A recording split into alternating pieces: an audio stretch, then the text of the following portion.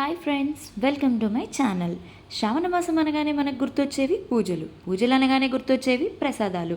ఇంకెందుకు లేట్, నాలాంటి బిగినర్స్ కోసం సింపుల్గా పాయసం ఎలా చేయాలో చూపిద్దాం. ఫస్ట్ దీనికి కావాల్సిన items: milk packet and half cup sugar and half cup star rice. Star రైస్ని స్టార్ బియ్యం అని కూడా అంటారండోయ్. అండ్ ముక్క పాలగుండ. అండ్ నాలాంటి బిగినర్స్ కోసం అని చెప్పి ఇలాంటి కప్స్ని నేను డీమార్ట్లో పర్చేస్ చేశాను. ఇవి చాలా యూజ్ అవుతున్నాయి, trust me. First of all ఒక పాన్ పెట్టి అందులో పాలు వేసుకుందాం.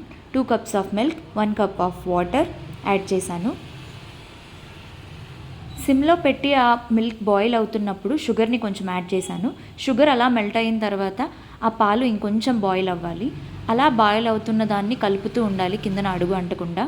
పూజల విషయం పక్కన పెడితే నేను మాత్రం చిన్నప్పటి నుంచి ఈ ప్రసాదాల కోసమే వెయిట్ చేసేదాన్ని.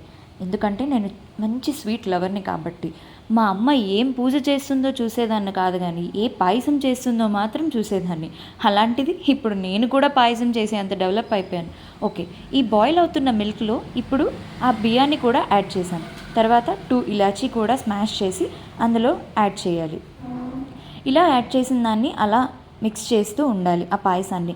ఇలా దీన్ని బాయిల్ చేయండి. ఇంకొక కప్లో మనం తీసుకున్న పాలగుండలో వాటర్ వేసి క్లీన్ చేయండి. మళ్ళీ వాటర్ యాడ్ చేసి మనకి ఈ కన్సిస్టెన్సీకి వస్తుంది.